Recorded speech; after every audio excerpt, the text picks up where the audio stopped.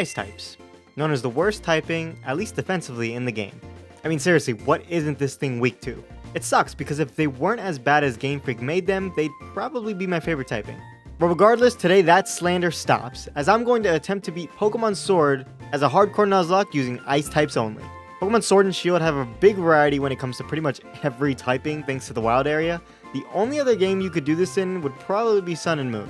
But in the Switch games, we have a lot to choose from. I'm going to be putting my faith in all of these guys, and I mean all of them. Don't let me down, Delibird, even if I do have to feed you to the wolves. You all know the rules, but I'm letting you know right now I will be Dynamaxing my Pokemon so we can destroy these gym leaders. If you guys loved, and I mean loved, not liked, loved the video, give it a like and go ahead and hit that subscribe button as well, as it helps out a ton. Now let me know, what's your favorite ice type?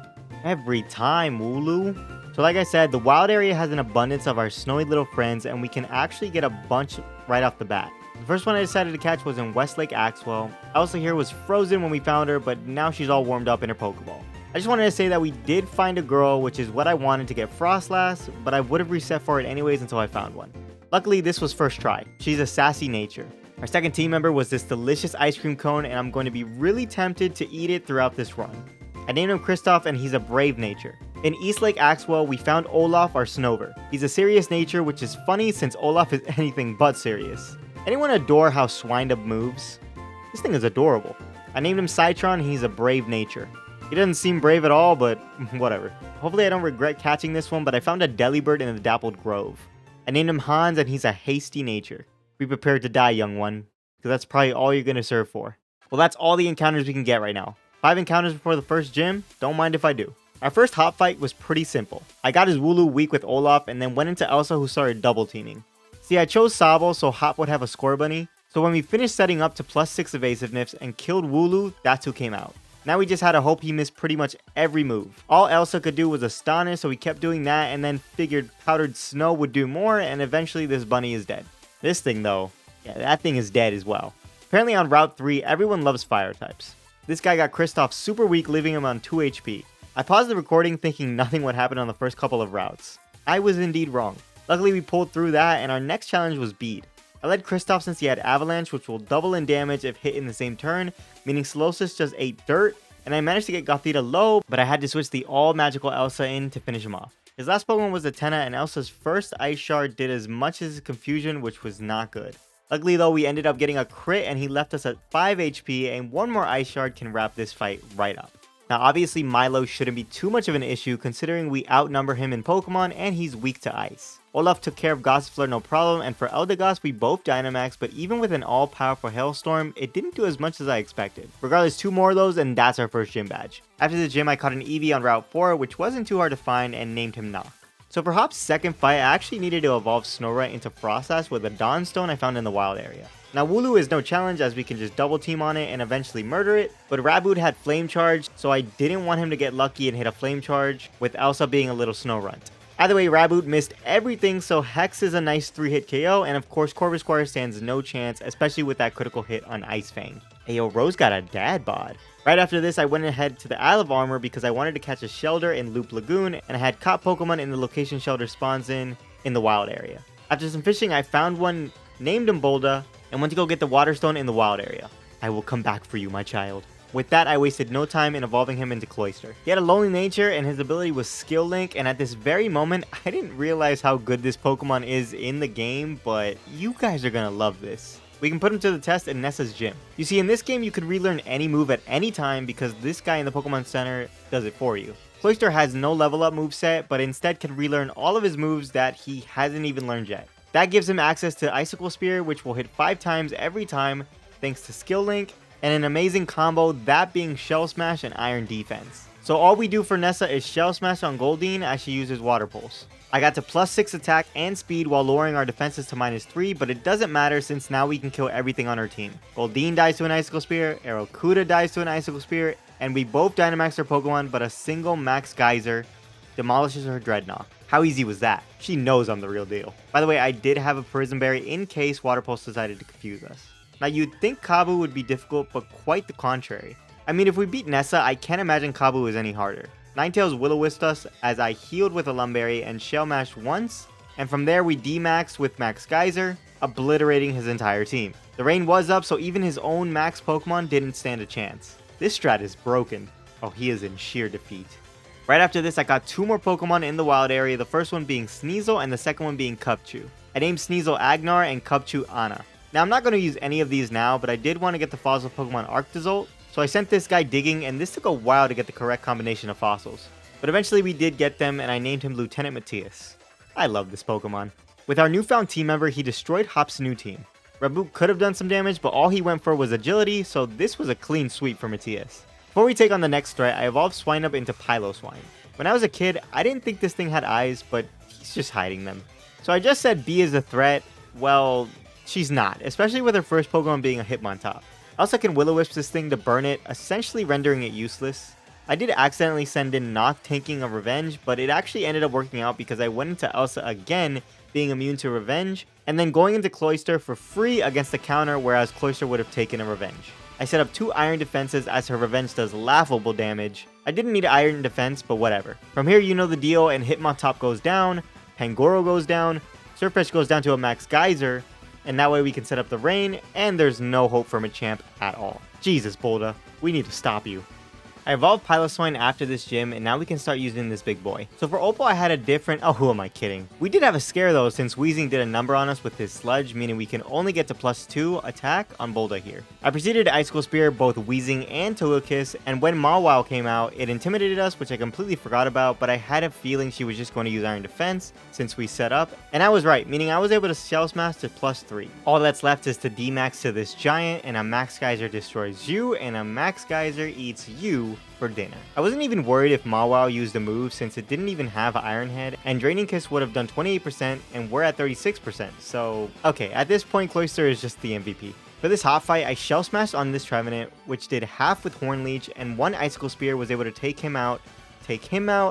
A Razor Shell took Cinderace, and for Snorlax, I was wondering why it did so little, and then I remembered it had Thick Fat, reducing the damage from Ice-type attacks, and he nearly killed us with his Body Slam. Heatmor just straight up got bodied by a Razor Shell as well. I did have a Lumberry for the Confuse Ray on Trevenant, if you're wondering. I feel like I always have to stop here to see Phalanx Cross. It's like a staple every time I play these games. On Route 8, I caught a Snom and evolved him immediately into a Frostmoth. I named him Bruni, and I didn't use him much. I also evolved Olaf into a Abomasnow before the next gym. Speaking of the next gym, Gordy leads a Barbaracle, and I actually led Olaf here to get some action. I set up an Oravel, which is a clutch move on Abomasnow since it can only be set up in Hail, which Olaf sets up on entry with his Snow Warning ability. After that, a single Razor Leaf destroys Barbaracle, and Shuckle comes out.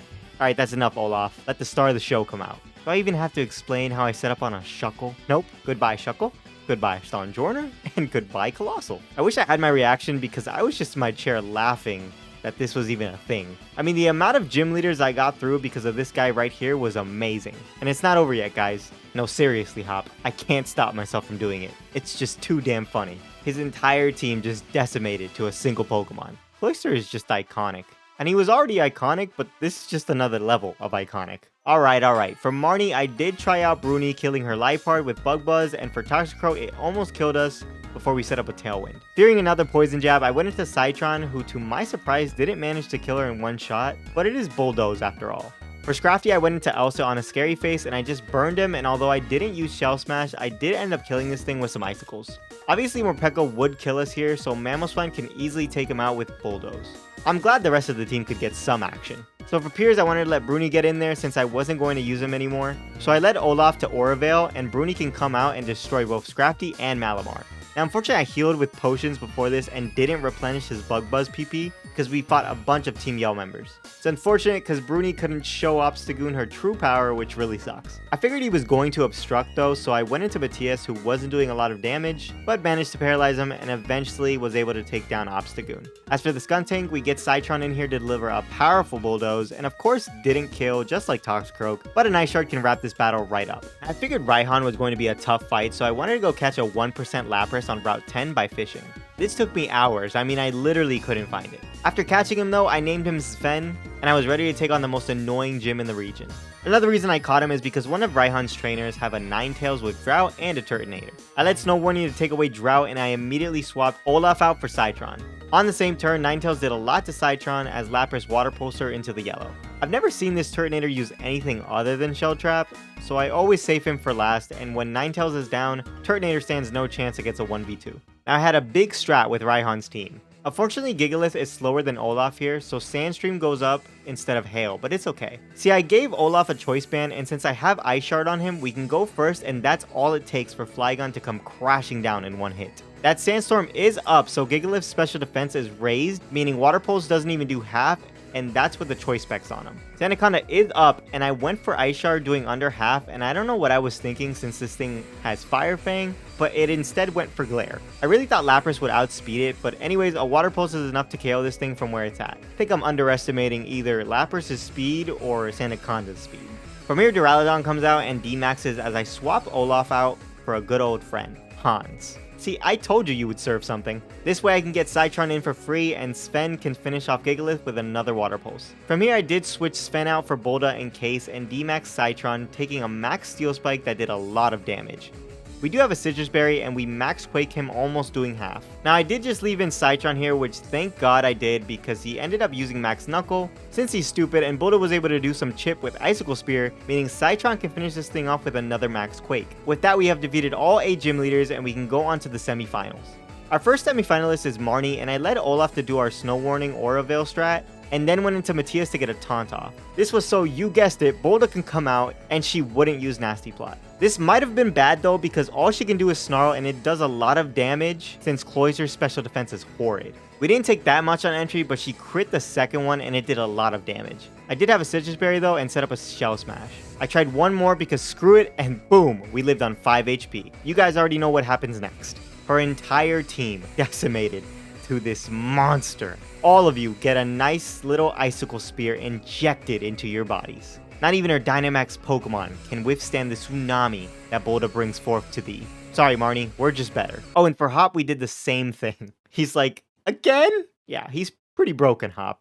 You should try him out, since you're always switching up your team. Alright, lady, calm down. Olina was a little tricky. Elsa was able to hex her own Froslass with choice specs, but immediately after Salazzle comes out, so I go into Bolda, who took half from an Incinerate, which I did not think would do that much. I absolutely had to Dynamax, and this time I used Venoshock, leaving us at lucky number 5. A single Max Geyser can take that thing out, and for Serena, we were able to one-shot it with a Max Hailstorm. For Milotic, I swapped in a Knock for free since she missed, and we just freeze-dried until she eventually died since she had recovered. Now for Garbodor, I Baby Doll Eyes to lower his attack, and this way I could go into Mamoswine, who thankfully came in on Gunk Shot, and now one single Earthquake is enough to KO since we had a choice band on him. Now we should be fighting Nessa next, but of course this weeb shows up interrupting us, so the good old Obama Snow and Cloyster combo gets him off the stadium once and for all.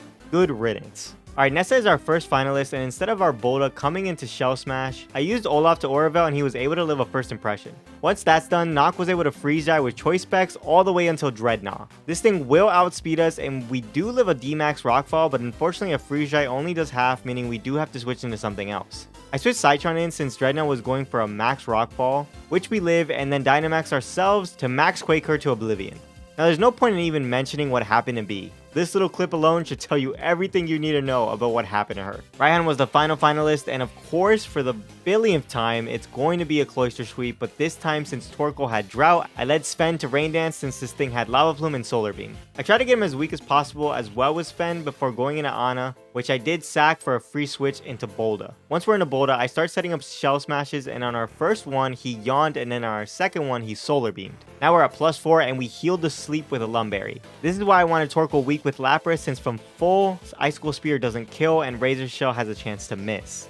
Everything up until Duraludon is dead, and when the big monster comes out, I send in Kristoff to sack so that Citron can come in for free. We take a super effective Max Steel Spike that does heaping amounts of damage, and our Max Quake does half to him. I don't just want to sack Citron here, so I switch into Spen since we have no more use for him. You did amazing, soldier.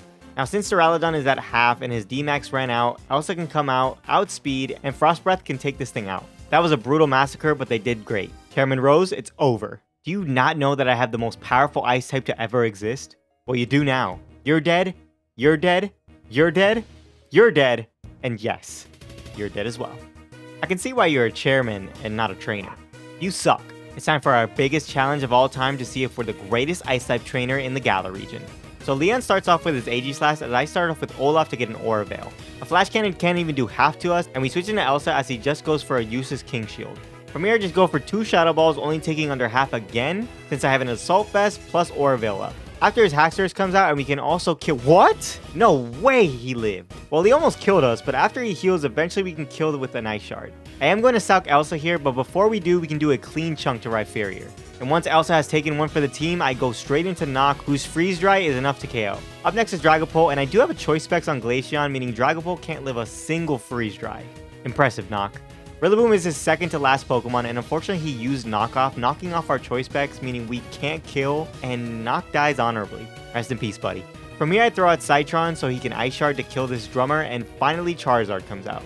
Now I did have a choice band on Citron, meaning I can't just use Rock Slide, so I have to just sack him, and to finish this battle up I send in and Dynamax Matias, and we absolutely tank a Rockfall, and we use our own Rockfall doing quad effective damage for the win.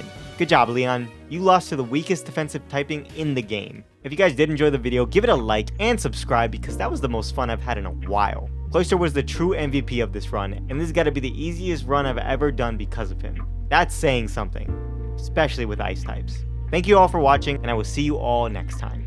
Bye!